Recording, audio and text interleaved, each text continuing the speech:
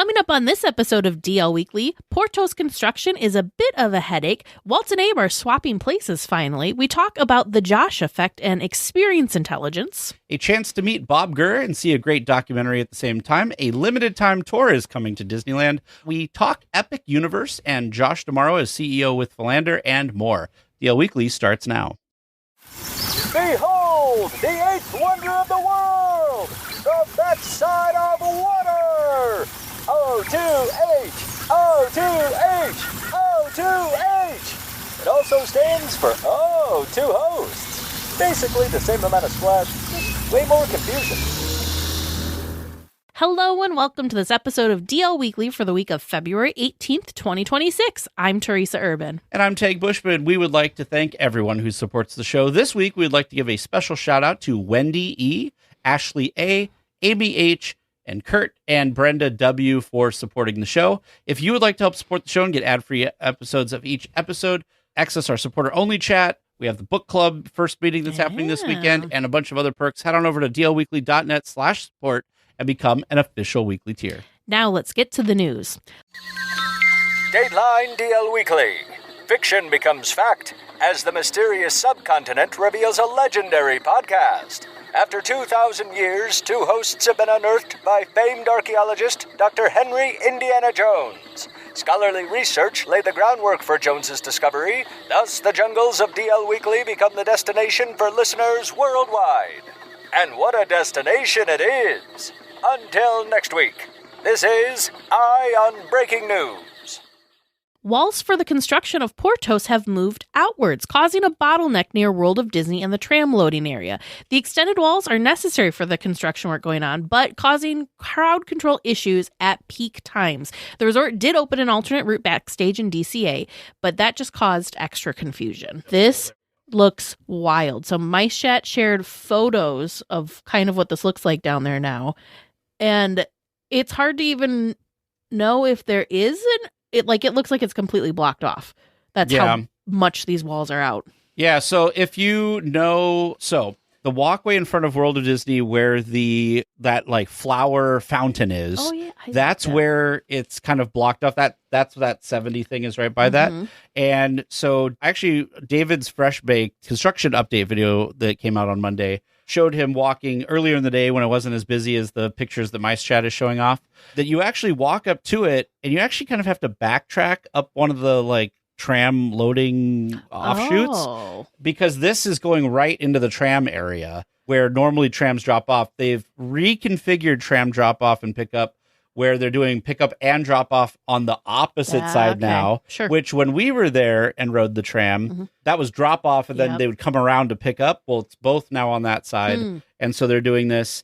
I don't know how long this is going to be there for. They did have those signs. Do you remember they had these signs out by Soarin' or something well, they put them out here telling people how to go places. It still seemed to confuse some folks. SnackChat also reports that they had some backstage DCA stuff to circumvent it. I tried to find some video of this because I was curious. I pulled up satellite view, which is my favorite thing to do. And I was trying to find where they would go because they'd have to come in by the front gates because that construction area is large. And then they'd have to go behind Soarin' and then come out by World of Disney. That's the only way it would work. Yeah. And that seems like a weird bypass. Well, and you would think that that gate over there would be slightly impacted because the current the footprint of where Earl of Sandwich was or La Brea Bakery was is really close to that backstage gate because there's a section in between the entrance of World of Disney and then, like I said, the building that was La Brea Bakery.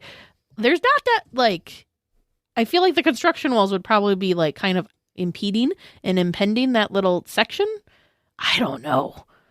Yeah, so here's people watching the stream, here's the satellite view. Yeah, so that wall comes out here and then goes around this and then is out so kind what of here. Can you single file your way around it or it's completely blocked and you have to go up the tram loading there's this little path here. You can't see it satellite view very well, but there's a path that goes right here.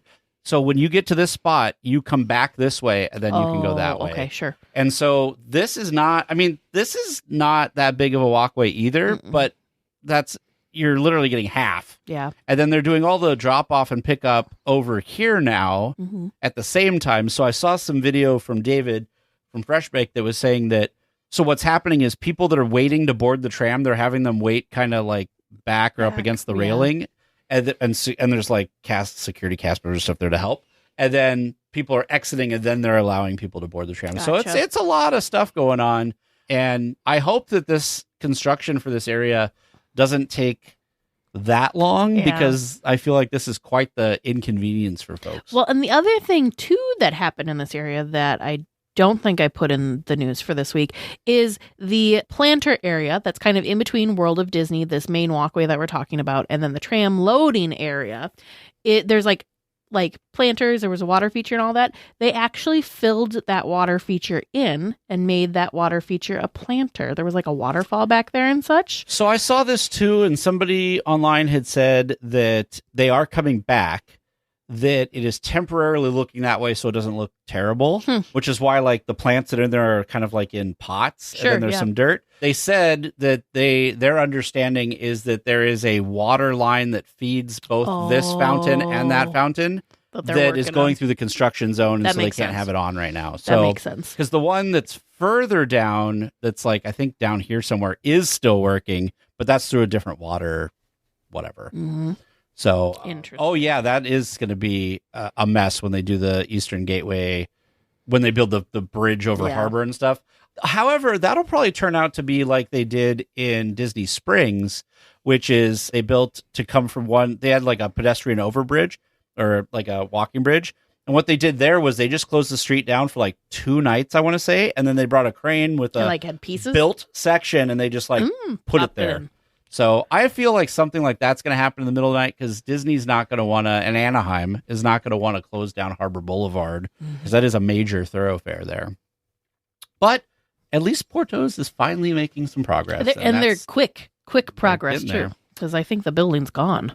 Well, the switchover has finally been made at the Disneyland Opera House, and Walt Disney, A Magical Life, is rotating with Great Moments with Mr. Lincoln. As of this past weekend, Lincoln is featured from open until 1:30 p.m., and then Walt from 2 p.m. to 8 p.m. Be sure to check the times of the Disneyland app for the day that you're in the park, just to be sure. Again, there was a video from Fresh Baked that was there in the afternoon, and they had not switched back to Walt because apparently Walt's been having some stage fright. Taking a nap. He's like, you know what? I have been holding up this opera house on my own for the past almost year. Yeah. Mr. Lincoln, please. Yeah. I kind of want to see the new show, like, because it's a new set that Lincoln is on. Oh. So I kind of want to see what that looks like because it's going to use that same screen and stuff like the Walt Disney one. But the other cool thing was this sign. I did not realize when we were there that there's 2 little spots on the sign that they can like put the timing for it. Yeah. So like when this picture was taken on Mice Chat, it was just Great Moments with Mr. Lincoln the whole day. So it just says continuous shows today. But I think they'll have like times, which I was like, that's really clever. Yeah, I thought that was good too. I just think it's so cool to see the Opera House kind of get like new life breathed into it, if you will, because now people have a reason you could visit the Opera House twice and have 2 different experiences. And I just think that is very, very cool. Yeah. Because there's not, right, where else in the park can you have a guaranteed different experience? I mean, yes, Guardians of the Galaxy Mission Breakout is random. Yes, Star Tours is random. But like to have a guaranteed 2 different experiences in the same attraction, I think is very cool. Yeah. Yeah. And like I said, I think they've done a good job. I'm curious to see it and how they rotate between the 2. Obviously, it's on a turntable or whatever. I would love, can we get a behind the stage tour where we watch that happen? I'm telling you, man, if Disney offered like a behind the scenes tour, so many people would do it. Yeah. So many people. Yeah. Well, we are just a little under a month from Josh D'Amaro becoming the CEO of the Walt Disney Company. Last week, the Harvard Business Review published a story about Josh D'Amaro, describing him as having, quote, experience intelligence. They define this as, quote, the ability to read and shape the human experience. The author of the article followed Josh around and witnessed the Josh effect. This effect is people being genuinely happy to work for him. Yeah, I mean, and I think genuinely excited, like, to see him too. Yeah, and we talked with Philander later on today. In this, it was the very beginning of our conversation about what his opinions were working with Josh and seeing him in the parks and stuff. And he kind of echoed a lot of what this article said, which is that people are genuinely excited to see him. He really cares about things. There's a whole experience that was kind of relayed that I thought was really kind of interesting. So one of the times that the writer of the article shadowed Josh was during a meeting with Imagineers about a redesign of the Millennium Falcon Smuggler's Run. So there's the new version coming from with the movie Mandalorian and Grogu. So it said, guests like it, the writer quoted Josh as saying, but they don't love it. And then he went on to describe Josh's solution. Only the pilots control the adventure. I think we could all agree that that is true. While the gunners and engineers have less to do, the result of that meeting is a redesign that gives every person the chance to participate in the story. An update that debuts on May 22nd, along with the new Mandalorian and Grogu mission. So I'm excited to see what that looks like. Yeah. For the attraction or in general? The attraction. Oh, because I'm like, to me, both, probably. I'm so excited about what this means in general, right? What other things has Josh been kind of looking at saying, they like this, but they don't love it. What can we do to make the guests love this experience again? What's the non-Disneyland thing that was just talked about? Oh, yeah. So we were talking about this in our hangout before this, that, again, we know this is Disneyland, but we're going to talk about Walt Disney World for a moment here. There has been rumors online that basically all of the plans for the Villains Land that they teased back at D23 2024, that all the plans for that have been scrapped because they want, like, bigger, better.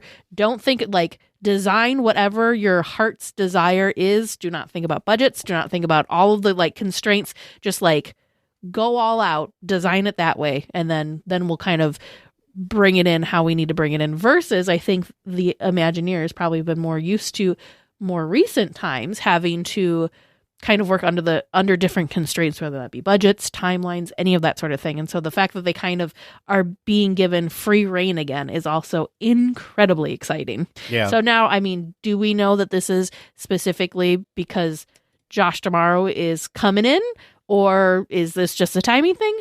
We will probably never know, but it's still incredibly exciting.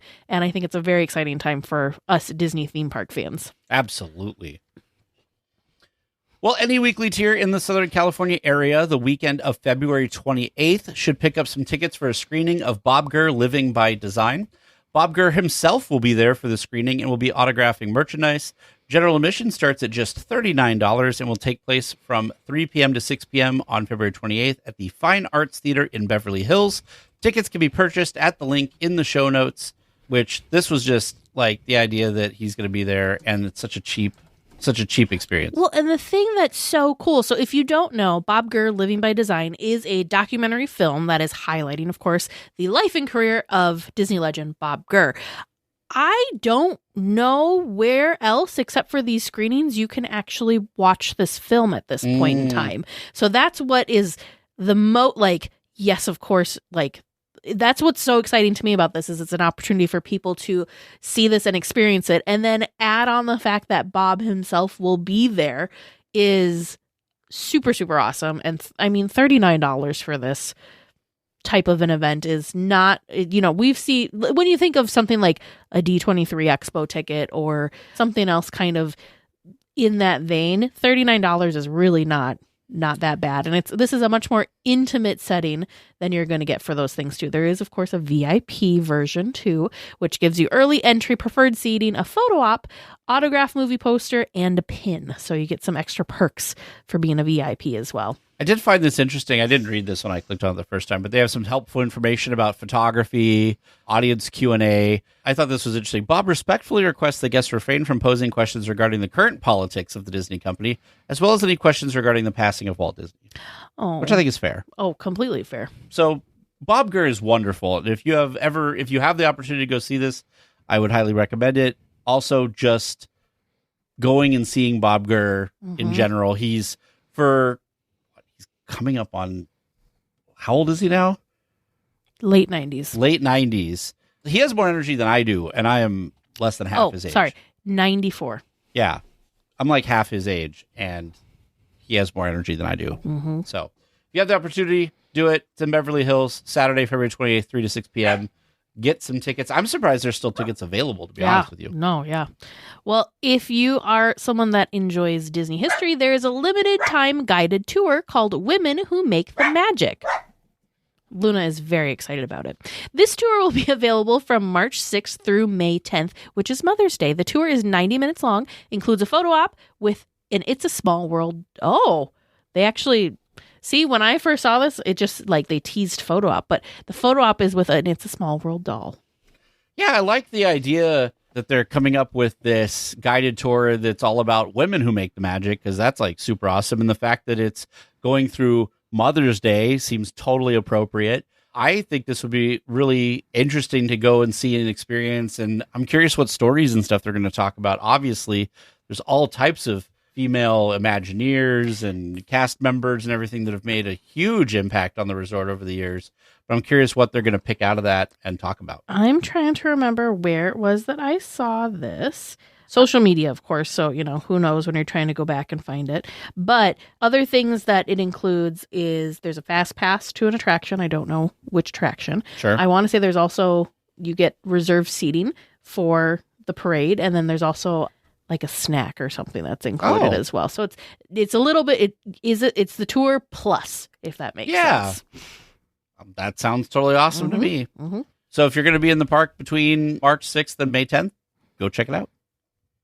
The next Disney Pixar feature will be Hoppers, coming to theaters on March 6th. The gallery area on the second floor of the Pixar Place Hotel is currently featuring artwork from the movie. There's concept art paintings and models of the characters and scenes from the film. I absolutely love that they have been utilizing Pixar Place to highlight and feature upcoming Pixar films and to give you kind of like a peek behind the screen and see the process that goes into making these films. So Hoppers, I want to say we heard about this. Maybe it was D23. I'm trying to remember when we first saw the first sneak peek trailer of it, but it looks very interesting. The concept is that they create these little woodland creatures that they can kind of like transfer a person into, and they become so it's like Avatar but with woodland creatures instead of an alien body. Yes, that's like what I gathered the most from the trailer, and of course I'm sure chaos and hilarity ensues, and that's what makes it a lovable Pixar film. But yeah, so anyways, it looks very, very cool. If again, this is an exhibit that's open to anyone, so not just some guests that are staying at Pixar Place Hotel. Anybody can go to Pixar Place Hotel and go. It's usually on the second floor that they have this, kind of in the atrium space that you can walk around and see different like maquettes and concept art and those sorts of things. This looks wonderful, by the way. I am so excited to see this. I feel like this is going to be like a nice, fun slapstick kind of movie. I mean, I'm sure there's going to be a great emotional tie-in because that's what Pixar is so great at. But I really just, I want to see this movie so bad. It looks adorable. I haven't been this excited for a Pixar movie in a while. I think they're actually doing a decent job trying to promote it and get people to go see it. I up, down, touch the ground. I think of things to chew, like honey and milk and chocolate. With a hefty, happy appetite, I'm a hefty, happy poo. A rumbly in my tumbly means it's time for snacks. Well, this week in Snack Chat, we are still at the end of Downtown Disney, and we are featuring one of our new favorite places, Din Tai Fung. Din Tai Fung is awesome, by the way. It always has a wait. In fact, as we were recording this, it's 5:51 on Tuesday the 17th, and the wait list is currently closed. When I was looking this up yesterday, when I was writing the script, there was like a 2.5 hour wait list for it. So they have all types of great food. I will say that, unfortunately for Teresa, who has a mushroom allergy, there are a lot of things that have mushroom in them, or potentially. So it was a little bit of a hit and miss. I will say, though, when we went that first time, they were really great. I let them know, and we even ordered something, and he came back later. He's like, nope, we found out that can't have it. The like broth or whatever, that some piece of it doesn't have mushrooms in it, but mushrooms was used to make, and I think it was a broth. Yeah. There was mushrooms used to make the broth. So he's like, nope, we can't do that. So let's pick something else. So I fully appreciated that. That was pretty amazing. And that was way back when they had first opened, and they were that on top of the menu already when they were still, just learning. But tons of different delicious things. I think Tag and I can both easily say that our favorite menu item is actually a dessert item.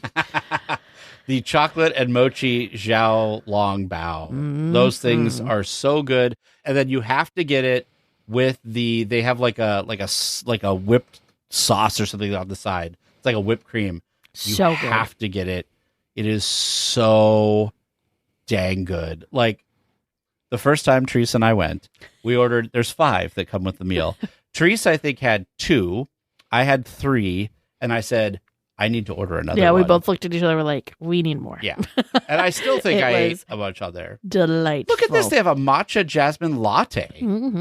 There's so many different things, from noodles to vegetables to soups to different things on the walk to of course, different dumplings and wontons and delicious.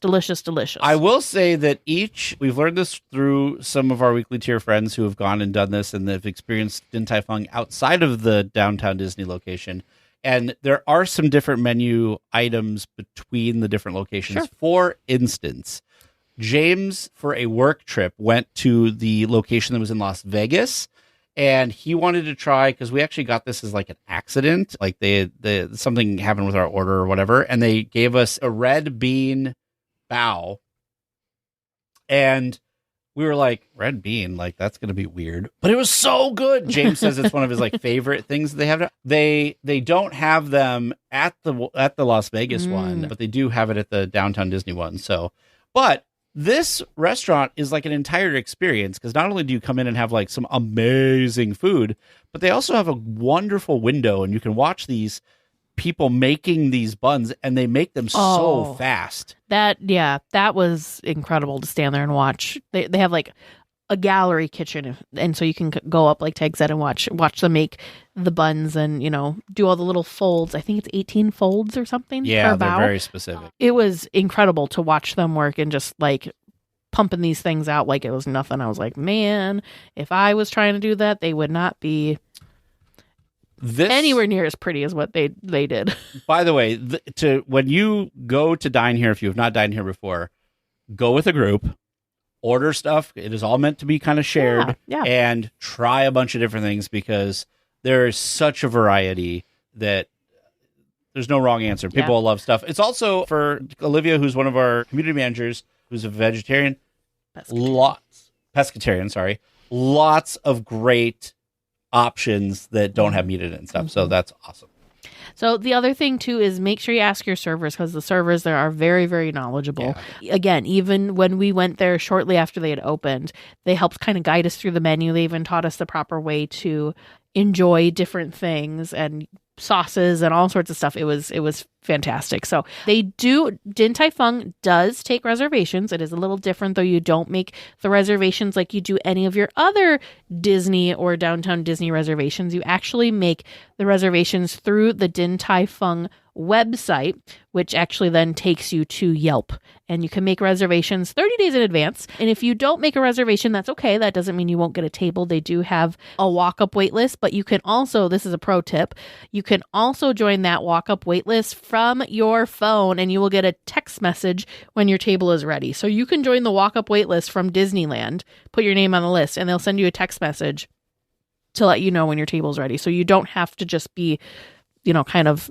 standing down there and waiting with your little buzzer coaster looking thing. Also, if you're willing to eat at the bar, you can also, there's a separate like standby wait for that. In fact, when Teresa and I first went there, that's what we did. Mm-hmm. And what was it, like half an hour, 45 minutes? It wasn't that bad. It was like, 45 minutes, maybe at max an hour, but we were there. In the shade. We were there. It hadn't been open that long, and it was the day before D23 started, or the first day of D23. So it should have been horrendous, but it still only took 45 minutes. Yeah, it wasn't too bad. Well, it's that time again for our friend Eric over at Concierge to catch us up on other Disney news. Hello, everyone. This is Eric Johnson with Concierge, and welcome to the D180. While Tag and Teresa cover all things Disneyland in the D180, we take a spin around the rest of the Disney universe, and we do it in 180 seconds. So let's jump right in. This week in cruise news, Disney Cruise Line has officially dropped its summer 2027 sailings. And yes, it's totally worth looking at a cruise over a year in advance. Start planning and get excited. So let's break it down. First up, the Disney Wish is spending some time in Europe. Brand new cruise itineraries will explore Croatia, Italy, and Norway. Some of these cruises will only last 3 nights, but there are luxurious 10-night cruises in that portfolio too.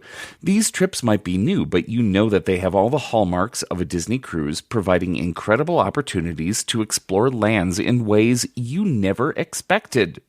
Let's swap to the opposite side of the world, where we have the Disney Adventure sailing from Singapore. Southeast Asia will be your destination on a collection of 3 and 4 night cruises. Head north for 2 separate ships that will sail from Vancouver for Alaskan adventures. The Disney's Magic and Wonder will spend between 6 and 8 nights around our 49th state during its most lush time of the year. We've talked before about these tours, but it is worth noting that they are so popular, Disney doubled the ships heading there. I'd say we can't miss out. Marvel Day at Sea is returning out of the port of Galveston, Texas on the Disney Magic. Assemble your crew to help the Avengers assemble with superhero meet and greets, themed entertainment, and excursions into the Bahamas. Pixar Day at Sea is also coming to the Disney Fantasy. As usual, expect some fun times with your favorite friends from these treasured films. Disney Cruising provides you with a bevy of options for exploring our world. With the Disney Adventure setting out to its home port in Singapore, they have destinations across most of this world. If you're hankering for one of these trips sooner rather than later, ask one of our planners about discounts available for this year, 2026. Some trips are up to 20% off and include credits for onboard spending. Is it time for me to finally take a cruise? Yeah, I've never been. I'm sorry. But now I don't know which one to choose. This is a very good problem to have. Reach out to us if you have a similar problem. I hope you enjoyed our quick spin around the rest of the Disney universe. If you would like to learn more about these Disney adventures or just have a few questions, please come on over. Visit the social media and websites of both DLWeekly and Concierge. Then reach out to your personal travel planner, Teresa. She looks forward to planning something special for you and yours. I'm Eric Johnson, and this has been your D180. Thanks, Eric. Pilots, we've detected some producer questions near Jakku. Report to your DLWeekly vessels and make the jump to hyperspace. The 7-7 Squadron will provide support during your trivia mission. Good luck, and may the Force be with you. Hi there, folks. Welcome to Trivia Land. How you doing this evening, morning, whatever listeners are listening to us? Well, we're very curious because you told us, you teased us that this is easy trivia, and I'm wondering, is that real? Could it be?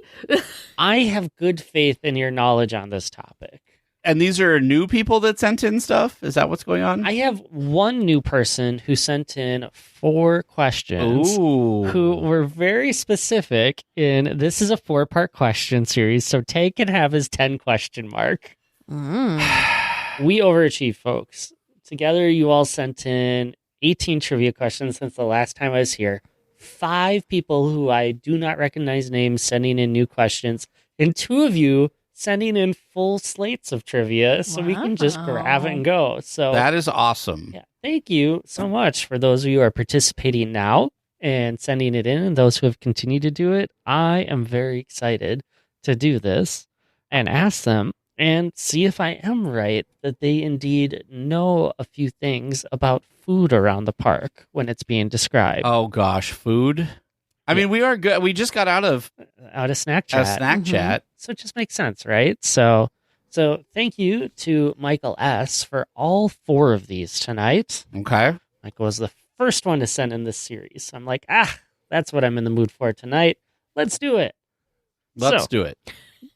So your first question, again, all from Michael S.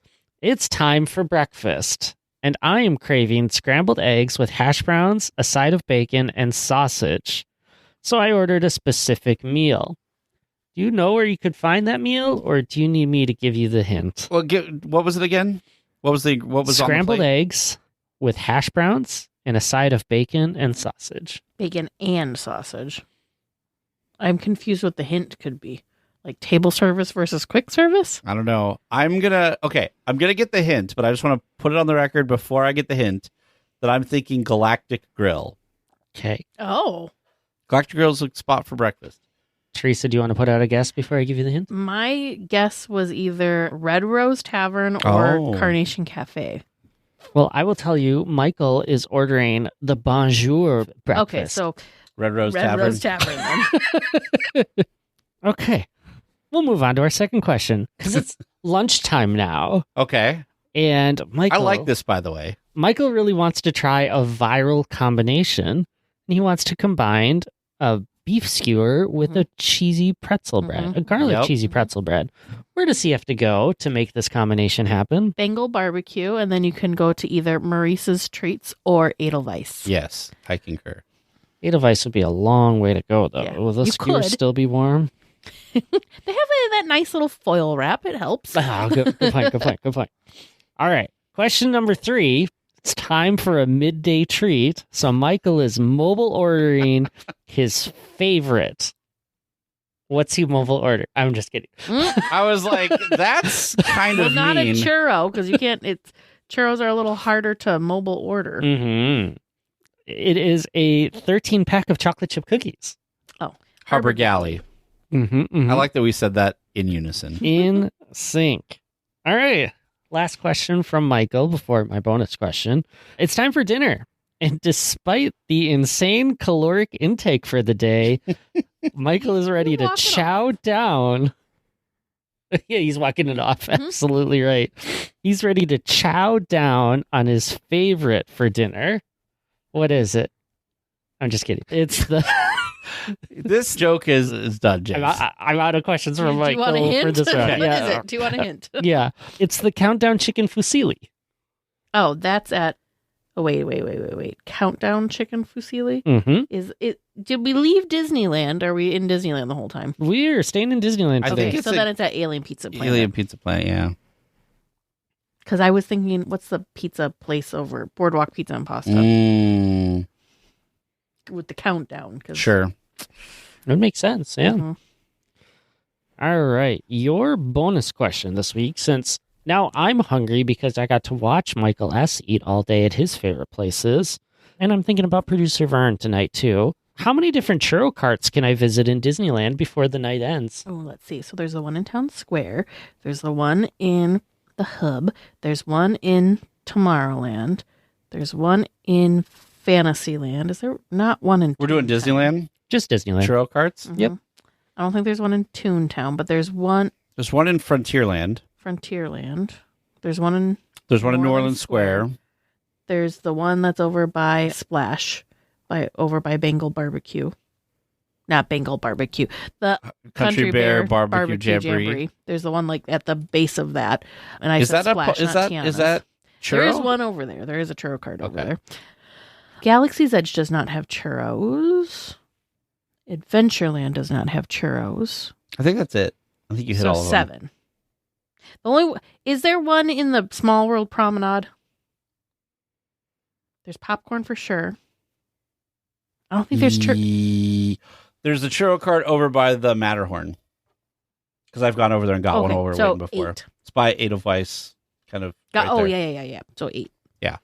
8 is your number for our bonus question this week. And that wraps up Michael S.'s amazing food day at Disneyland. I mean, that was great. But to be fair, we do have to confirm that you all are at the right places and you're not going to have an unhappy customer. But first, you have a magical discussion topic to go through. The secret is out. With millions of younger-looking customers across the country, Plexiderm is one of the most highly sought-after products on the market. It visibly shrinks under-eye bags and smooths out crow's feet in minutes, and the effects last up to 10 hours. Influencers love it, magazines feature it, and people just can't get enough of it. As a matter of fact, Elle Magazine gave it an Editor's Choice Award as Best Instant Wrinkle Filler for 2025. In as little as 10 minutes, Plexiderm reduces the appearance of fine lines, wrinkles, and those dreaded under-eye bags. So yes, you can look years younger in minutes, and the effects last for hours. No surgery, no gimmicks, just results. The best news, you can try Plexiderm for only $14.95. Plus, get free shipping. Don't wait. Order Plexiderm today. Visit plexiderm.com/special. That's plexiderm.com/special. Paid for by Sheer Science. Well, this week we have a returning guest. You may recognize the name, recognize the voice. We have Philander back, who is a huge fan, of course, of all things Disney, but all things theme park. And we're having a discussion today about his recent visit to Epic Universe and thoughts of like theme parks in general. But before we get on to that, there's been some pretty exciting news happening over at the Walt Disney Company. What are your thoughts on some of those fun things that are being announced? For me, and hi, everybody, I'm happy to be back. Forgot to say that. I'm really excited. Leadership change, while it can be scary depending on who you ask, is always so much fun. You get new perspective, and it's always great to have new voices and new eyeballs on things. And having Josh, and not only Josh, but Dana, and also shout out to Dana, first female president, which is incredible. But having that co-leadership is amazing. The company historically has done amazing things with co-leadership, going back to Walt and Roy, of course, and then Michael Eisner, Frank Wells. So this is really exciting. And Bob Iger has set up a lot of fantastic, future for the Walt Disney Company. So now it's up to Josh and Dana to kind of keep that going and then find ways to continue to innovate, but also to lean on nostalgia as well. So you don't want to forget the old stuff, but you also want to continue to create new. It's great that to have Josh, who comes from the parks. That's always, I know people are often pretty scared when we don't get a parks person. Not that it's not bad to not have someone from the parks, but having him leading the company is fantastic. And then having Dana to give perspective from the studio side, because the studios are very important. And even for theme park fans who are not necessarily big fans of the movies, a lot of what happens in the movies then comes to the parks. So the movies need to do exceptionally well so that you get more innovation in the parks also. So it's a great, in my opinion, a fantastic decision. And I'm really excited to see what the two of them can do. Yeah. Yeah. It is interesting because we talked about this the last couple of weeks, but the one thing too was, when was the last time we had kind of someone that came up through Disney to then get into a big leadership like that? Because everyone had kind of come from other places, maybe during acquisitions or whatever. So that I feel like it's been some time since we had someone that's been with the Walt Disney Company then be the one that's, the captain of the ship, if you will. Yeah, it's actually been a while. If no one counts Iger's like ABC time, that I think, it's been a while, because Eisner came from outside, and I know Ron Miller spent a little bit of time in the company. I think it's been a long time. Yeah. It's a long time. If you count the 10 years of Iger, who's been now with the company for so long now, I think 20 plus years, if not 20 years. And then Eisner, who didn't start until 84, I believe. It's been like decades and decades. Yeah. So that also, like you said, that's very exciting. Mm-hmm. Definitely. Now, obviously, coming through the parks and stuff, he's been well documented, especially at Disneyland, kind of being there and whatever. I mean, do you have any experiences with Josh that you can share with anybody? I think, one of the best things, other than talking to Josh, is fantastic. And that's coming from, whether you're a cast member or a guest, but even there's something profound about watching him engage with people.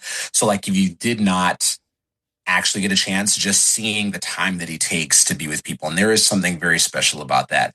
All leaders should connect with not only their cast members, but also to guests, that are visiting, whatever it may be, whether it be a restaurant or a theme park. But it's his attention to making sure that people feel seen, whether they are employees or guests. That having someone be as cheerful and as patient, with everyone that comes up to talk to him, those kind of things are very special. You feel like you are part of something, even if it is a really, really big something. Because I know sometimes where if you're an employee for a major company or one guest amongst millions of fans that visit like Disney parks or see our movies, to have someone of that caliber, whether it be Bob Iger, Josh D'Amaro, whoever, to spend time talking to you feels very special. And I think whether or not, whatever Josh ends up doing, a lot of that optimism for him stepping into that space comes from the people that actually got those moments to connect with him and to have those strong moments. And the fascinating thing is the conversations are not long either. Like these are like micro conversations, times hundreds of times over, where people see this person who is engaging and friendly and is always smiling and is taking the time. I remember Josh was at Downtown Disney back when COVID was kind of at its height and the parks were closed, and he was there talking to guests. Like that kind of stuff resonates with people a lot, and even if you never got those moments with him, it's been well documented over social media to see when, they're walking around. I mean, it just happened at the parks at Disneyland a few days ago, which is something that they didn't necessarily need to do, but how powerful to see those moments happen, and so whether or not you've had that time with them, people see this outpouring of love. Like think of an outsider looking at it, they see everyone's excited. They see these pictures and videos of this man engaging with human beings. Like those kind of things resonate strongly. And I think that's why there's an overall fantastic, optimism for, having him in that role and then what he can do. And for Dana, it's very different because, she comes from the studios and it's hard for people, especially when they're passionate about Disney, but not maybe side like the corporate side of like running a studio. So she's largely an unknown. But I also think her time with Josh is going to help put her into that spotlight as well. Yeah. And that can only mean great things because Dana's also a wonderful human being that has done a lot of fantastic things. She came from that Fox acquisition. I don't know if a lot of people knew that. So she's newer to like the Disney side of things. But I think her time with Josh, is going to help kind of put her in that spotlight. And I think only great things can come from that. I tell you, I was excited that it was a D23 year since we only get those every other year anyway. That's right. But now that it's a D23 Expo year with a shift in the CEO and adding the president is just kind of like, wow. I don't know. There's just excitement and it's almost like it's palpable.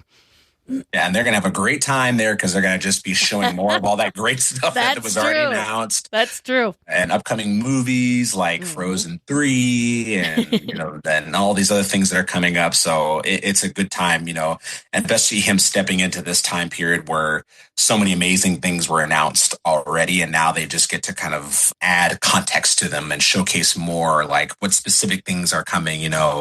We all are excited about A Villain's Land, even though we have no idea what's in it. So like that. Villains are in it. That's what matters. Yeah. We're there.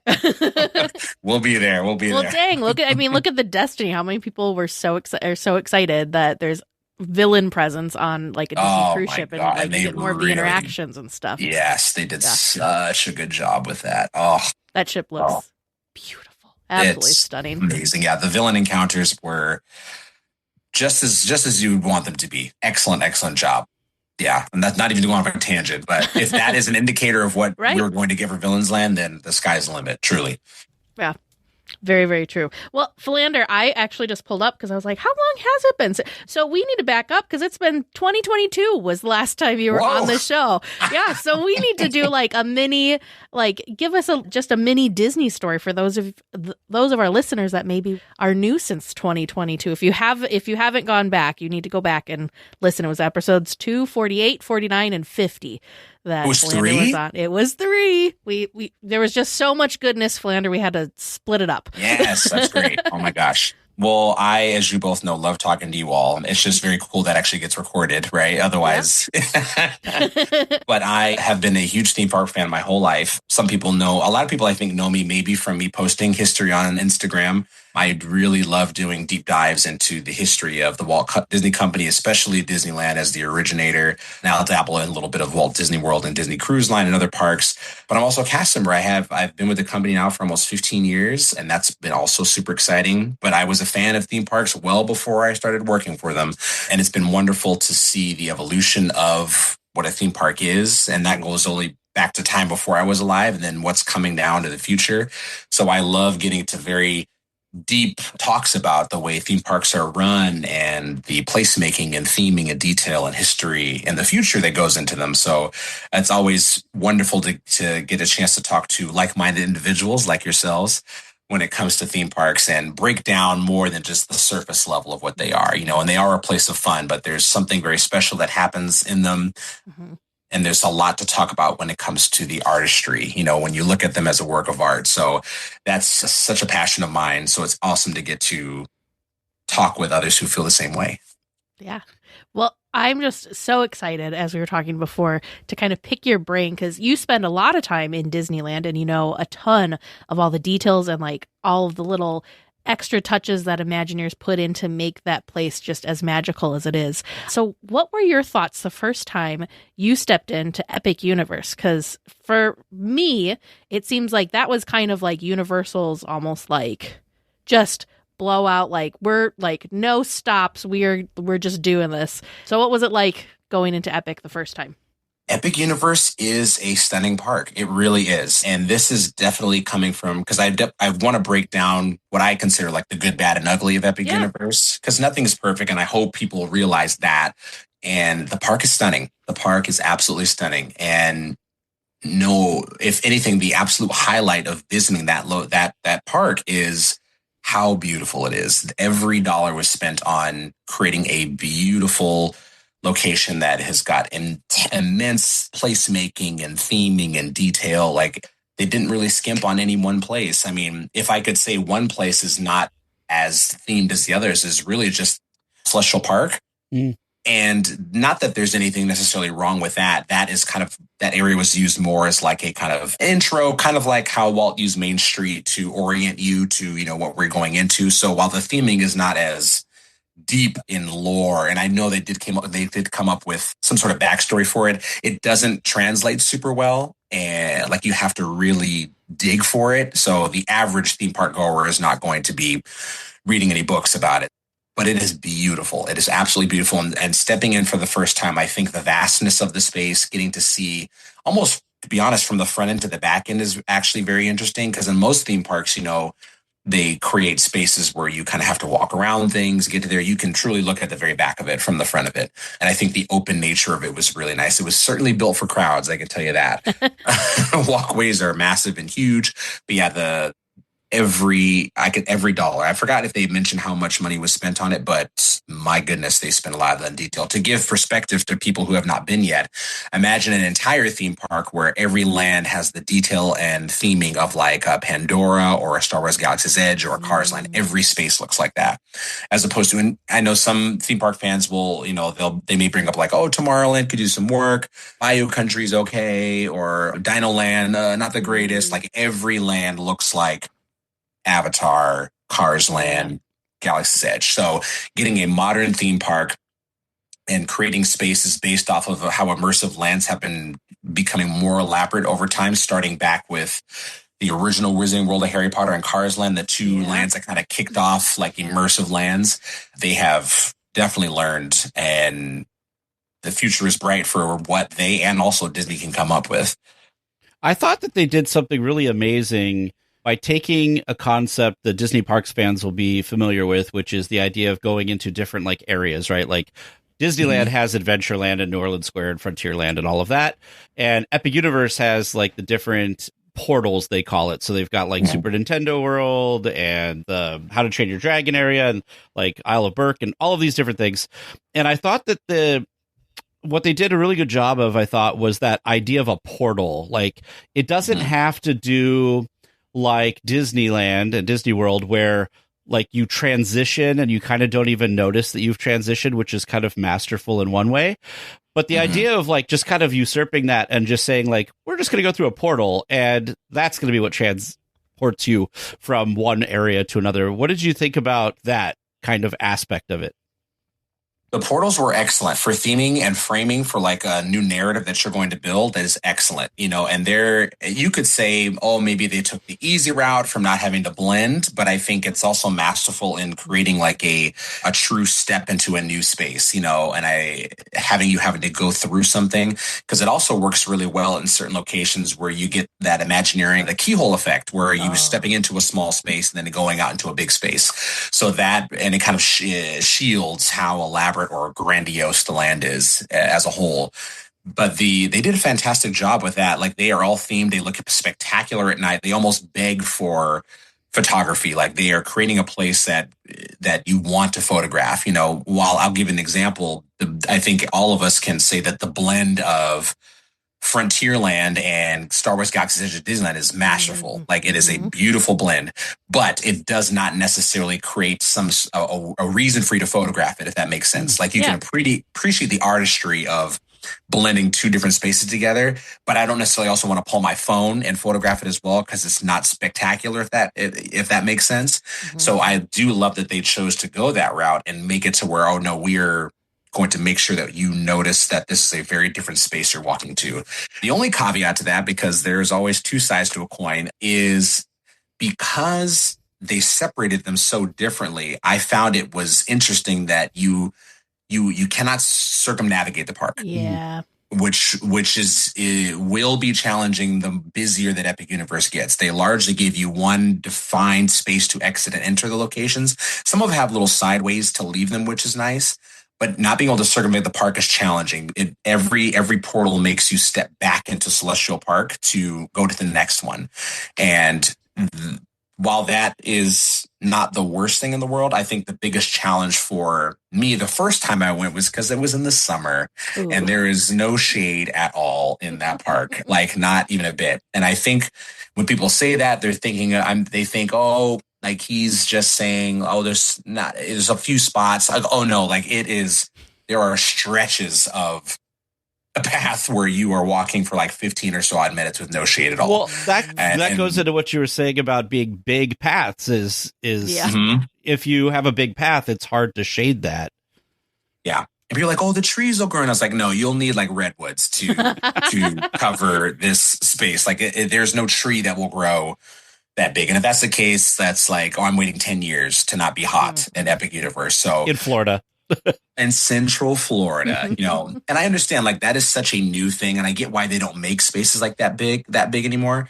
And I think maybe we talked about it last time, where there's something so inherently special with the original Disneyland that they did not build it with wide walkways, because it largely was an experiment for the most part. And now you can see that how theme parks have learned and grown over time. Every space is big like that.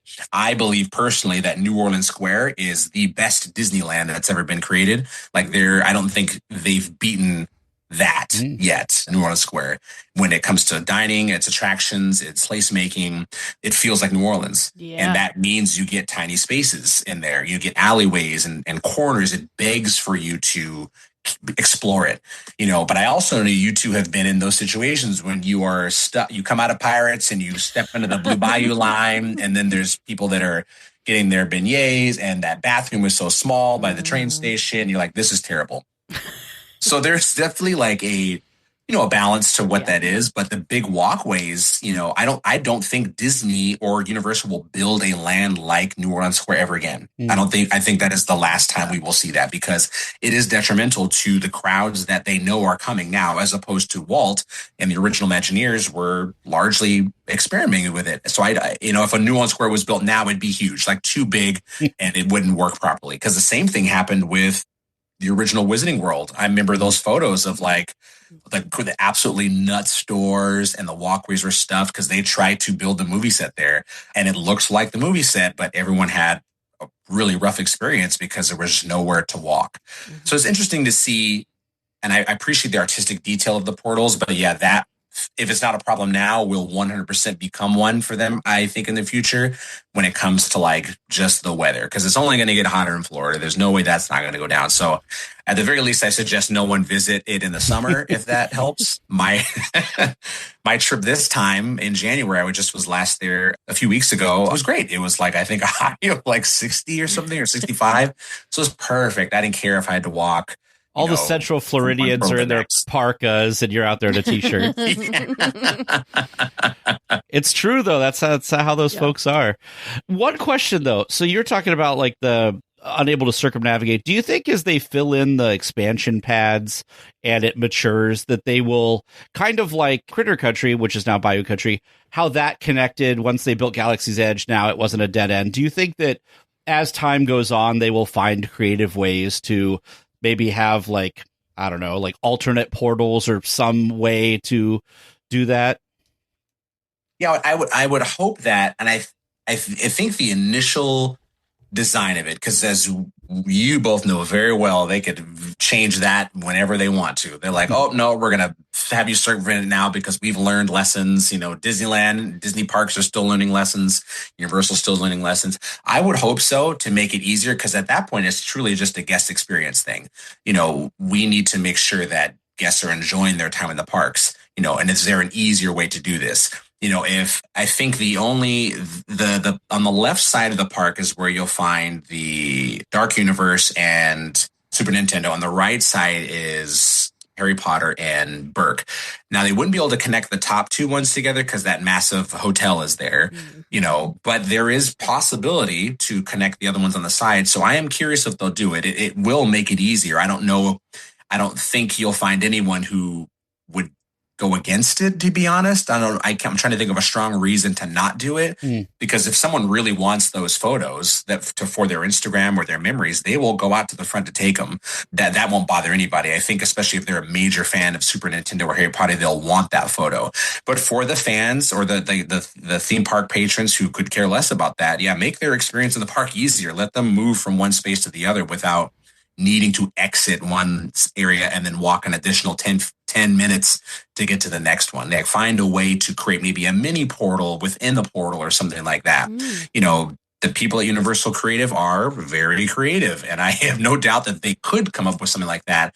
Whether or not they choose to, if they want to really still lean into the portals, I guess is the only real question. But that's my hope as far as just as guest experience is concerned. You don't have to make people do that. Definitely create your entryway, because that has served them well up to a point, but there's no reason to have them not create some sort of other mini portal that, you know, once again gets into that little keyhole and then has you step into a new space. Granted, that view from the small one won't be as grandiose, but it'll still be nice, I think. So I'm hoping in the future with whatever they expand that could happen, because it works very well. And they do it in Donkey Kong, which is the only area that steps into another area where you go up the escalator into Super Nintendo World and you get that grand reveal of how amazing it is. And they have a small little mini portal that steps you into Donkey Kong. That works fantastic. So if they can do that in a different way, then yeah, I think it'll just be better for guests. I kind of think of it like, this is not really the same, but like Epcot, right? You only were able to enter Epcot through the turnstiles for the longest time. And then they introduced the Skyliner. While you can still enter through the back, it's not as beautiful as a way to enter the park. So you have a choice there. Do you want to go with being on the back side of the park, where maybe most of the people are on the front side of the park, and not have that view? Or do you want to see, you know, the first time you step into that space, do you want to be wowed by Spaceship Earth? And so, like, if they do the portals versus the mini portals to kind of interconnect the lands a little more, I think guests will just have to choose. And the right choice is always do it the way it was intended. So go through the portal the first time. So you get what the, you know, what do they call the Universal folks? They're not Imagineers. Oh, Universal Creative. I don't know if they have like an individual name for them. I'm sure they'd want one if they had one, but Universal Creatives with an S. Yeah. But like, go the way that it was intended to go, because right, it's all, a theme park is just one big story unfolding, and they kind of have you, they want to direct you a certain way, so do it that way. But yeah, if you need the, you know, efficiency, definitely use the little side areas. So Philander, I hate doing this to people because I'm a person that can't pick, but what was your favorite of the portals and the lands that laid beyond? my favorite and the best one, I think, that I've noticed from people, and this is a collective one, other than like very strong fandoms, I think, from just a personal perspective and just the way it was created, it was the Isle of Berk. It was hands down the best one. It felt the most complete. All the other three felt like they needed a little bit more, some more than others, but Berk was the best. I subjectively, the theming, I think, is going to depend on the person, but I can tell people like stepping into that space and seeing that body of water, which any water in any theme park is always a massive win. And I don't care what anybody says, like whether or not you get to interact with the water or not, like it's beautiful.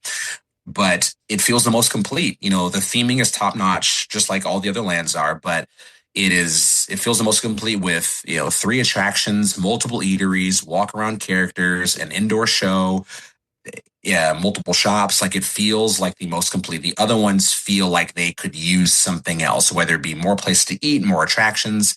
As an opposite end of that coin, like the Wizarding World of Harry Potter, that area only has the one experience in it, and God forbid you're a fan that cannot do that ride based off of like, it making you ill or not being tall enough, because then that limits you specifically. Like Berk puts so much emphasis on the holistic nature of it that you don't even need to do the experiences technically if you don't want to, and enjoy it because of all the characters, the atmospheric characters, because of the show, because of the food. Like you could spend the most amount of time.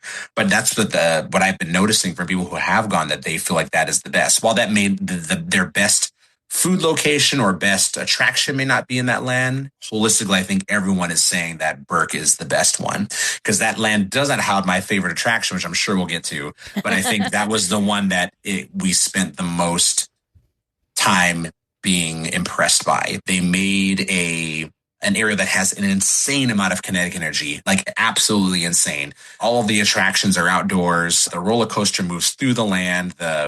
You can look into the water attraction from bridges and look down into it. The attraction that I can't remember the name of, but the dragons, it spins you around in the air. There's something moving constantly around you. It begs for you to look around, explore. There's tons of audio animatronic dragons that are sticking out of holes and interacting with their environment. Like that is the like land, the best. And I hope that all future portals they make will have that same level of creativity, and maybe just Dragon, that IP was served best as opposed to all the other ones. But that was great. Having 3 outdoor attractions, even though that's not super great in the rain, and I'm gonna get to that later. On a beautiful sunny day like that, so much movement, and they're playing the score from the films, which is absolutely wonderful. If any of you all have seen those films, like having that play on a loop throughout the land, you really get that environment. It really is like kind of seeping into you based off of you're just being assaulted on all these different levels by so many different things. And that, by far, Berk is the winner. It was an impressive land. There is something about going through that portal, and like you said, that just the reveal of the water, and then like there's the mountains, and the mountains have things moving, and all of the things moving around.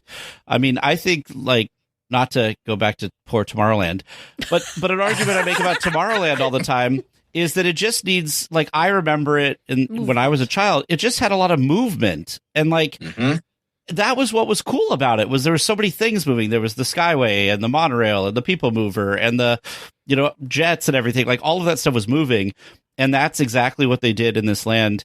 Also, just compare it to like in the level of immersiveness. If you compare it to like Galaxy's Edge, like you said, all of the attractions are like out and through the land, as opposed to Galaxy's Edge, which both attractions are kind of like in a building somewhere. Right. So that doesn't help the kinetic energy. They don't have a lot of those. They have like droids that you could see, right? But they don't have like, they're not like moving and doing things like the dragons are. And so there was, one of the big things is the meet and greet there with the dragons, which are super awesome. But also there was, you could still walk. The casting of the characters. Back there too. But also you could just like, there was one of them there that was one of the animatronics, like dragons would light a fireplace if you stayed there long enough, and it would catch the fireplace. But you didn't, and it was kind of a meet and greet, but you didn't have to wait for the meet and greet. You could have just waited there and you could still see it. And I thought, because you think like Princess Fantasy Fair, that's something you don't get to see the princesses interact with everybody because it's in a building. So I think they've done a really good job making it accessible for people who don't want to wait and who want to kind of experience stuff without waiting in a line or whatever. I totally agree with you. That is definitely one of the stronger, if not the strongest land. But I also want to say, which you'll probably get to, is Super Nintendo World also tons of kinetic energy of just things moving around. Like, not necessarily things you experience as a guest, but just things moving around. It felt very alive. Yeah, that land's like almost overwhelming, to be honest. Like, there is an overload of when you step into there. It's claustrophobic in a way. Yes, it feels like the game, and like there's like a constant noise of the video games, and you see the characters moving around, and yeah, there's so much going on. It's so bright, so they definitely did that for sure well. My wife, she had to leave because it was too much. She did not want to do any of the attractions. She sat down and she said sitting in it was tough because it almost became overwhelming. Like, if you're not moving through the space, like if you're just sitting and being surrounded by the constant, she's like that, at least to her specifically, was too much. So she ended up waiting outside the portal for the rest of us to be finished. I could see that, because if you picked one spot, you probably you're sitting next to whatever speaker that's probably just on some loop of, I don't know, earning coins or, whatever noises that it's doing. So then it's just like, oh, okay, that's people hitting the coins and the soundtrack and kids running around. Yeah, she's like that. She had to wait outside. So not the land you want to be in if, like, you don't do the rides and you want to wait for someone. You probably just wait outside, maybe. So I kind of want to talk about this just in general, but like there's something about us theme park fans that we crave movement in lands, and we crave that kinetic energy. And what do you think it is, like, for you? What is it that makes you just so drawn to areas that have that? I think when you step into spaces, the more that's moving, the more it feels like alive. It almost gives off the sense of like adventure. They could build the most. I mean, you all put it perfectly talking about Galaxy's Edge. Like, I don't think anyone will fault them on how stunning the space looks. But we're stepping into spaces that feel like, if it's intellectual property, we want to.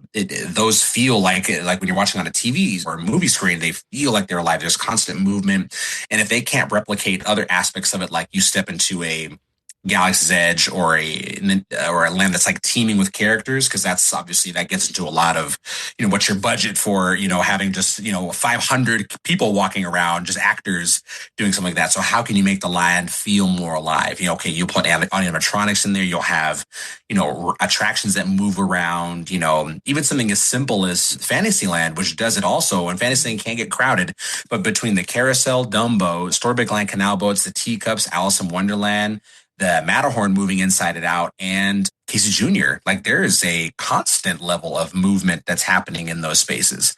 And that is like, even on a simple level, it feels like, oh my God, there's all the things I need to do. It feels like it's alive, it's moving, because there's one thing about adding characters into a space, but the land feels like there's a sense of adventure. There's a sense of excitement when it comes from things moving around you. And Tomorrowland, despite the fact that it wasn't based off intellectual property, you're walking through a space that had, like you said, the Skyway, the subs, Autopia, the monorail, the jets. Like, that's a constant sense of adventure, because that wasn't necessarily based on any, they had the spaceman and the woman walking around, which is fun. But getting to see rockets spin and stuff, it felt like a city of the future for people when they walked in. And finding ways to have at least a few outdoor attractions always helps with that, because those are already baked into your overall budget of making a land. So while you should have characters as well, the characters are not doing all of the heavy lifting themselves. You have just a land that feels like it's alive. Well, and I would think, like, for like Epic, we'll say, a lot of people are visiting Epic Universe for the first time since it's brand new, and it's got to create a sense of like, ooh, what's that? What's, then you know that there's these things that you need to go and experience. Whereas, like, I feel bad because we keep going back to Galaxy's Edge, but with, kind of having things like hidden, you may not realize that you're walking next to an attraction unless you knew that it was there on the map, kind of thing. Whereas there's not, it's kind of like, the weenie type thing where it like pulls you in and you're like, what is that? I need to do that. And then you're kind of like drawn to it. So there's pros and cons, because sometimes it's nice because then it's kind of like, it's like a secret and you had to be in the club to know that the thing's there. And so it's kind of more, I don't want to say special, but like it's like you discovered it kind of thing versus, or like Indiana Jones even. You could walk past the entrance for that and not even realize that there's this really cool big attraction. Because I thought about with Galaxy's Edge too, the same thing. They could have very easily had the Falcon be the first thing you saw when you walked in, but they chose to hide it in the corner like that. They wanted you to find it almost, and I think there is something powerful in that as well, because it's a huge detail.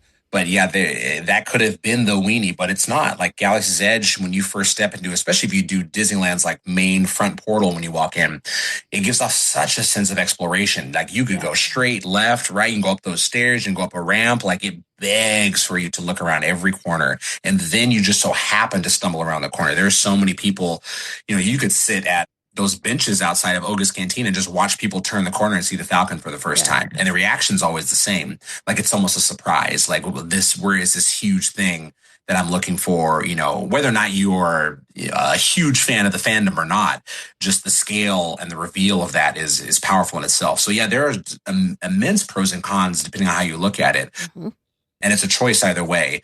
But I think, when it comes down to where the Universal Creative Imagineering deciding about how we're going to structure these lands, you kind of make those decisions. And with Galaxy's Edge being like a spaceport, you wouldn't necessarily have the spaceport be right when you walked in. So I understand that kind of concept or thought around it. While something like Burke, you have it's supposed to be a place that's got dragons flying around and living in it. So you don't have to think so much about the structure of where things go, as opposed to it just needs to have movement. This is a place that people and dragons live in together. So it should feel like that, whether or not you encounter a character or not. Makes sense. The secret is out. With millions of younger-looking customers across the country, Plexiderm is one of the most highly sought-after products on the market. It visibly shrinks under eye bags and smooths out crow's feet in minutes, and the effects last up to 10 hours. Influencers love it, magazines feature it, and people just can't get enough of it. As a matter of fact, Elle Magazine gave it an Editor's Choice Award as Best Instant Wrinkle Filler for 2025. In as little as 10 minutes, Plexiderm reduces the appearance of fine lines, wrinkles, and those dreaded under-eye bags. So yes, you can look years younger in minutes, and the effects last for hours. No surgery, no gimmicks, just results. The best news, you can try Plexiderm for only $14.95. Plus, get free shipping. Don't wait. Order Plexiderm today. Visit plexiderm.com/special. That's plexiderm.com/special. Paid for by Sheer Science.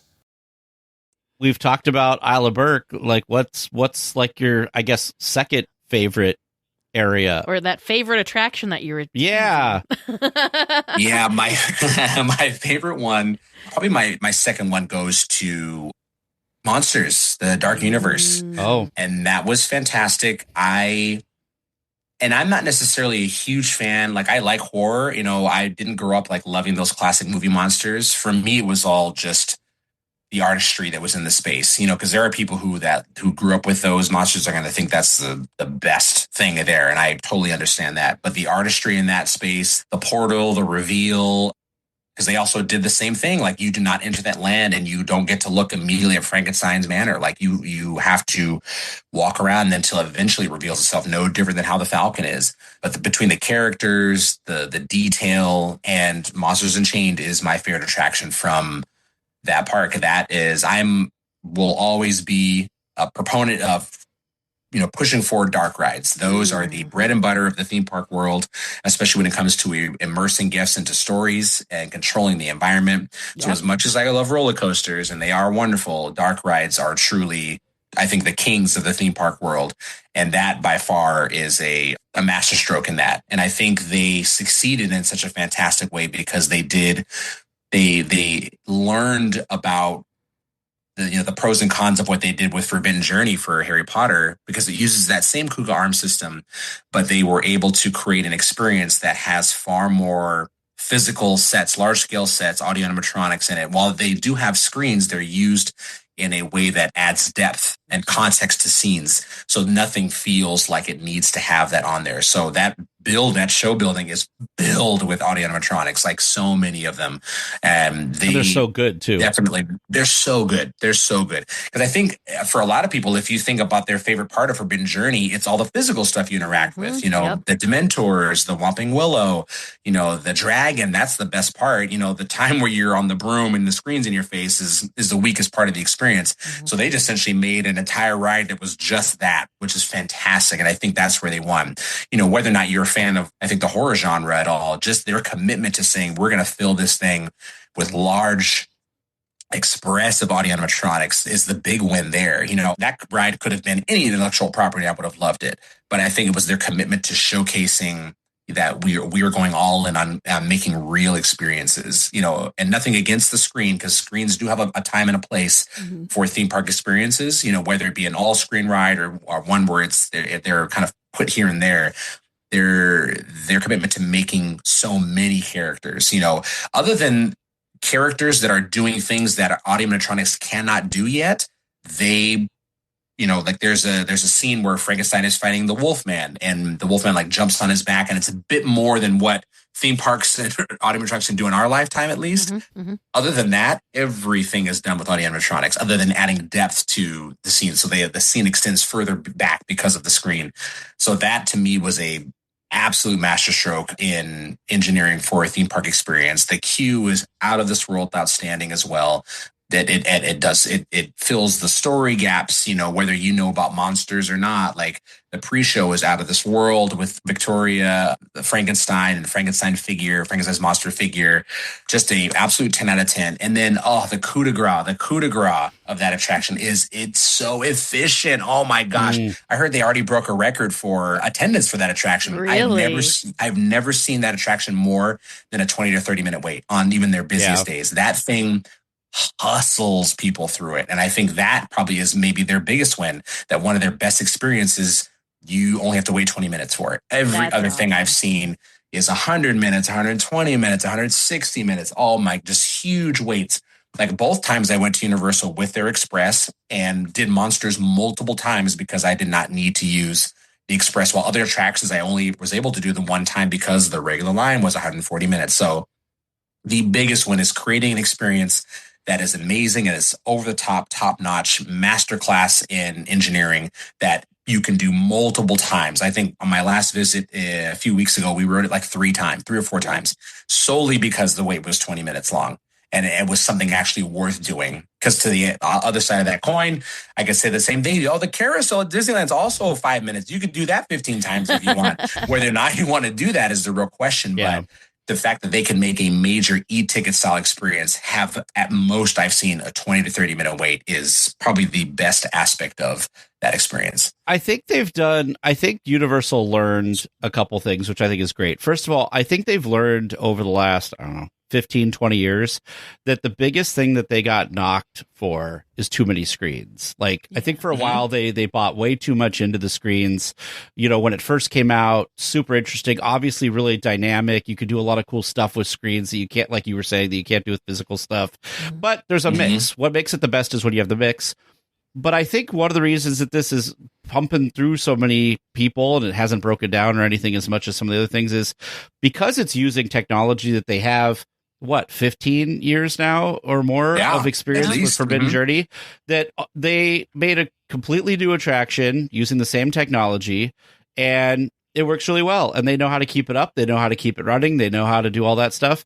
The thing I missed at that attraction, and Teresa was teasing me a little bit about this because you got to experience it, is we never got to experience the pre-show when we were there. What? Yeah. So we went early in the morning. That's the first land we went to. We had an early entry, and we ran right back there. And we went because we figured it'd be a long line because we didn't know any better. And went back there, and they took you in through like the exit because there was no line. And okay, fine, whatever.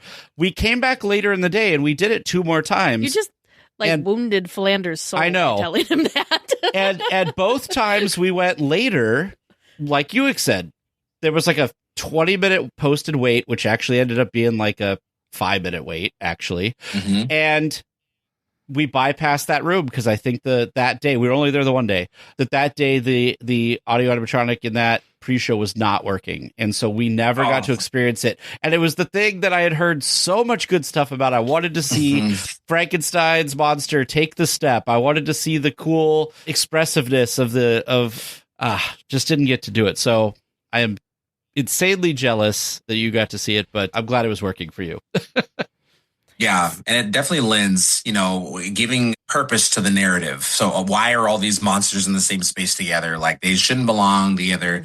Setting up story, whether you are a fan of the werewolf or not, Imagineering, they use a term where they call, so you got to make stuff for the skimmers, the swimmers, and the deep divers. So you need to create experiences for those three types of people. So skimmers, swimmers, and deep divers. So you have the skimmers who don't know anything. Like, they're just here to do rides. The people we talked about earlier who don't care about Tomorrowland at all. Yeah. Like, it served its purpose to them. But also the deep divers and the swimmers who have fandom, who appreciate fandom, and they lean into these intellectual properties. And there's a balance to that. And I think that pre-show does a great job of extending the narrative and making it simple to follow so that you're not, bludgeoned over the head, and also that you don't feel like you should have done homework before you got on this attraction either. Like, you need to keep it simple enough. I often tell people about that with like Mission Breakout at California Adventure. I've never seen Guardians of the Galaxy. Well, the story is very simple. It's the good guys are captured, and then one good guy gets out, and then you need to help that one good guy beat the bad guy and rescue the other good guys. Like, it's that simple. Like, they don't need you to do anything more than that. But now, if you also appreciate the fandom, there's a lot of stuff that's in there, that's listed in there, that really helps, will almost reward you for all the watching of the MCU that you've done and all that. You feel like, oh my God, I'm in the know. But it doesn't take away from the people who don't know. Yeah. That's right. It's a perfect balance. And I think they really nailed that with Monsters, which is funny because that's the exact opposite that they did with Harry Potter. Oh, no. Where it's very convoluted. Oh. And I think was only for the deep divers, to be honest. And that is, I think that's the issue that they did. Because I think Forbidden Journey does that well. But I think this new version that they did there, and I know there's a lot of trouble with that land, but I'm sure we'll get into that. But I think with Monsters, well done. And my one knock, and I got to ride the Curse of the Werewolf attraction, which I really enjoyed. I don't like that it's outside because it takes away from the land, I think, because they made this massive roller coaster that has all this safety netting on it, which is very important, by the way. We don't want anything flying off and hitting anybody. But I would have preferred that in a building. In a show building, because the attraction is not that large. Like, it's one of the coasters that kind of, goes backwards of the track that already went over. But I think it would have benefited it being maybe an outdoor queue and an indoor experience, because it takes away, like, you can see the roller coaster track right to the left of the Frankenstein Manor, and you get this like stunning manor that crackles with like energy and lightning and stuff. And then there's this roller coaster rolling by with nets all over it next to it. And that took away from it a little bit for me. The attraction is fun, on enough. It's great as a coaster, even though it's very simple and it's on the shorter side. But yeah, just as far as like a visual medium, that took away from me. I'm happy the attraction the land has more than one experience, but I would have loved for that to be in a show building that was themed to look like a mountainside or another building, maybe themed to Frankenstein or a werewolf, because they do have an indoor portion where you actually see this werewolf, but I'm sure that does not resonate nearly as well during the day, because I got to ride it at nighttime, which was perfect and made me truly believe like this would have been 1,000 times better if they were to be able to block out sun and control environment and lighting. Well, that makes sense, because think like when werewolves aren't out during the day. Exactly. My gosh. I'm like, come on, Universal Creative. This didn't need to be outdoors. The first time that you rode it, so we went over and we did the Monsters Unleashed, and then we went over and did this. And did you feel, I mean, maybe you knew going in, I didn't know going in, we thought that the ride didn't operate correctly because there's that kind of fake out where it seems like you just don't have enough oomph to go up, and we were like, no, I also had that. Did we not? Okay, good, because I was like, were we supposed to go over that and we didn't? Like, what happened? And then did we just valley on the roller coaster? Yeah. Stuck. I thought it was really effective though, obviously, because we were tricked by it, but it was kind of cool and unique. But I agree with you. Yeah, something that's supposed to be nighttime, and there's even that indoor section where you see the moon. It's kind of weird and takes you out of the immersiveness. Yeah. Like, give me a nice, and the ride's not big, that's I think what bothered me the most. Because I mean, people, depending on who you ask, they'll comment a ton about the insane size of the show building for Cosmic Rewind. If you're willing to put that into a building, and also just paint it blue, as opposed to creating like a small building which does not take up that much space, that you can also theme it to have it look like something. The choice, whether it be budgetary, who knows? There's I'm sure a number of reasons why they didn't do it, because also now that thing can't operate in the rain either, which I'm like in Central Florida, which is a whole other thing we got to talk about. But that now can't operate in the rain, but also you create a more immersive experience. So maybe it was a budgetary thing. Maybe they wanted to add kinetic energy. I just think that the roller coasters are good at that in some cases, and they're not great at that in other cases, because the land that you've created, this like old movie, dark, you can almost imagine if someone filmed this, it'd be incredible in black and white, walking through this land. To have this like roller coaster track next by, it kind of takes away from all this immense theming you've done. So I think it hurt it by not having it in a building that was themed, because then the whole coaster's hidden, and now you can kind of lean into that old European village, that's kind of on the creepier side. And there's you don't know who's going to come around the corner, because the land wins at night. But yeah, that coaster, while fun, I think took away from the thematic nature of the land. For our younger listeners, or our listeners that have younger theme park fans, is this area scary? Like, is it, what would you put as far as like, is it like a Universal Haunted House level type scary, or kind of like, where's it? That's a good question. I would have them go through it during the day. None of the characters are trying to scare anyone. That's also helps. So while the land they're not has jumping out. Exactly. I think that was probably the initial thought of people, because I do know some people were disappointed because they thought that was going to be the case with it. And based off of their experience loving Horror Nights, I mean, if I was a fan of that, I would love that too, for that land, like a constant year round, like kind of haunted land. So no one pops out, which is great. The characters that do walk, whether it be Invisible Man or Igor, like they don't necessarily look scary. Like no one's dripping with blood or anything like that. Frankenstein and the Bride, they're tucked away in the corner, but I think even if they walked around, they wouldn't be lunging at you either. Like the whole point is kind of engaging with them in conversation and then getting your photo with them. But yeah, I think for maybe more skittish kids or children, during the day would be best, but nothing at night even. I think other than a place that has very spooky music, fog, and like shadowed areas, that would be concerning. But as far as everything else, like there's not really any like blood or gross things or like dismemberment, other than like Igor's walking around with a hand. Yeah, but it it's very fake looking, so it's okay. I think it's more a fun thing for adults because he uses it as a prop. The attraction would be scary, definitely. The queue itself is not scary, other than like scary imagery, but nothing's also popping out at you of that. There's like some loud lightning strikes and noises inside. But definitely a land that you could walk through for sure.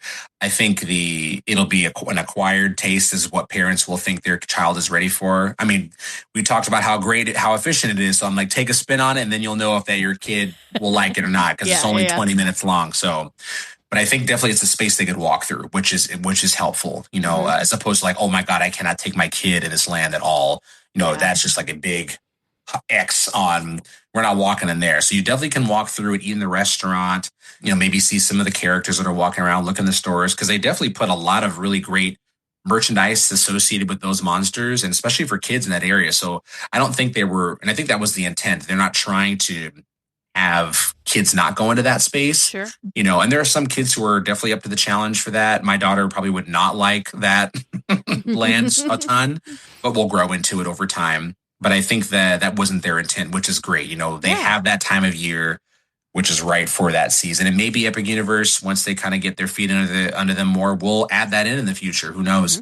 But I hope that the way it is just perfect, because I don't think anyone other than those really intense horror heads are disappointed that there is not some kind of like spooky jump out element that's in the attraction. I think the land does a great job on its own, just giving the vibes of that time of year, as opposed to having like the chainsaws and people chasing you and stuff. See, I have a love-hate relationship with horror stuff, so that sounds perfect to me, because you get the vibes of the horror and not the like jump scare constant. Because I like watching other people's experiences at horror nights, but I don't think I would survive horror nights.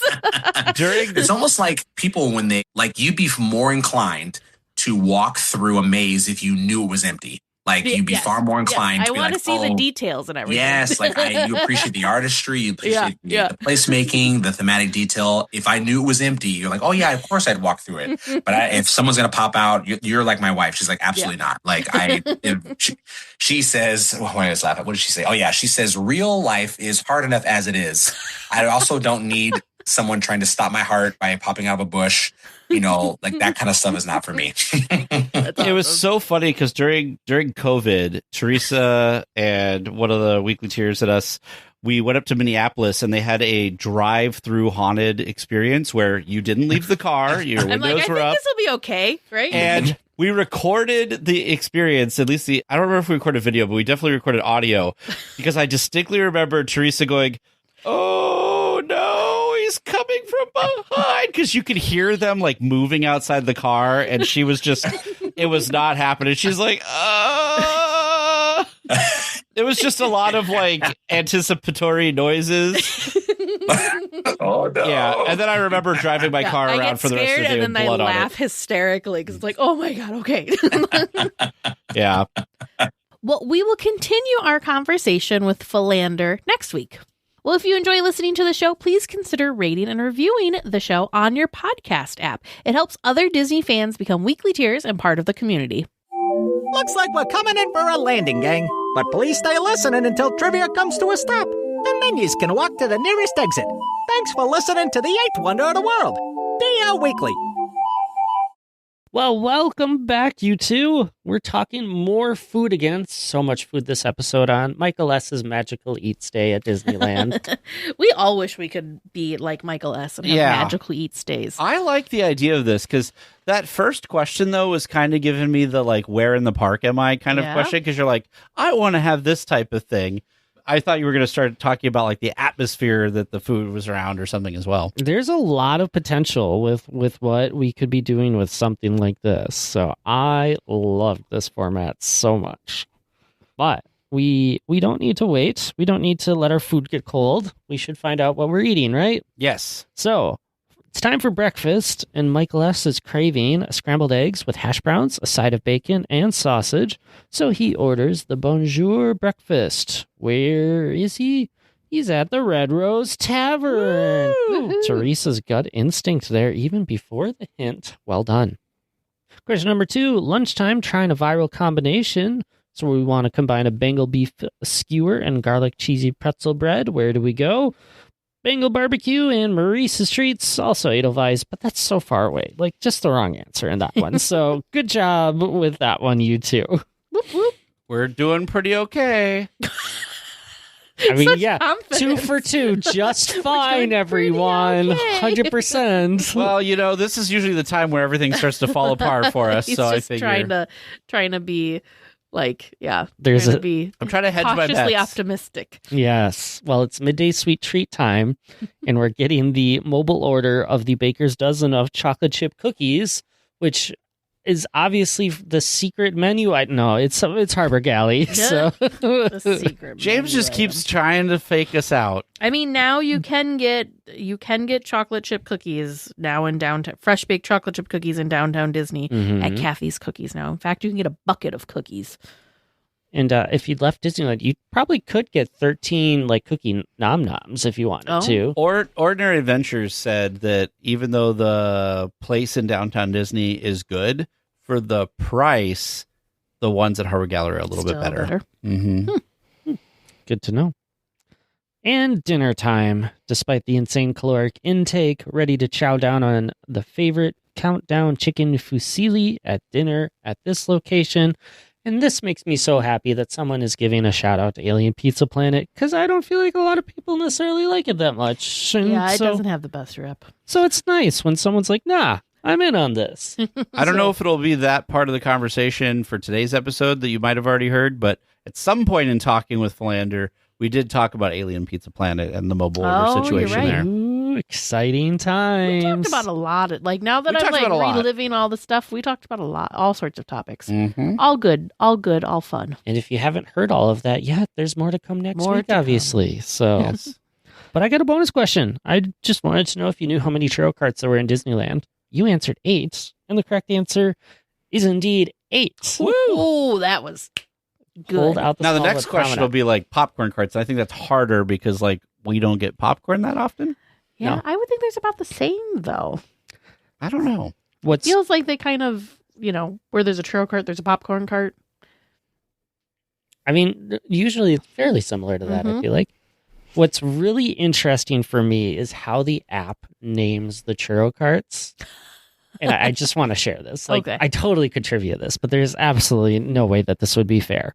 So 6 of the 8 carts are named Churro Near, and then it's the location. Sure. So Town Square, Sleeping Beauty Castle, Haunted Mansion, Casey Jr., Buzz's Astro Blasters, and Big Thunder is what they dedicate them naming. Yeah.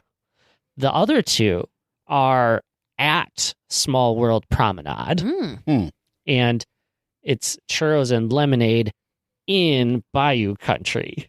Interesting. So, they could have just done, near Tiana's Bayou Adventure and everything. But then you get weird things like when you go over to DCA and you get like Willie's Churros. Yeah. Yep. Yeah, where they actually have like names.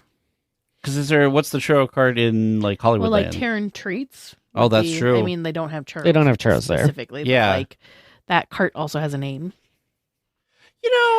That's a good point. DCA actually is more themed when it comes to their outdoor vending than Disneyland is. As far as that, naming goes. Yeah. We didn't talk about this because I haven't seen anything like concrete, but Mice Chat has been reporting in the last couple of weeks that there's a rumor that a new quick service food location is coming to DCA. Where? Across from Guardians of the Galaxy. So where the ticket... That's just supposed to be like extra seating, I thought. I don't know. They keep saying food. So I'm very curious if like maybe that's why existing carts are going to shift. Maybe they're utilizing, so inside the Animation Academy, there's like there was the Beast Library. Yeah. I'm wondering if they converted some of that space to a kitchen. Maybe, I don't know. Because otherwise, I guess you could also bring food from Pym. Yeah.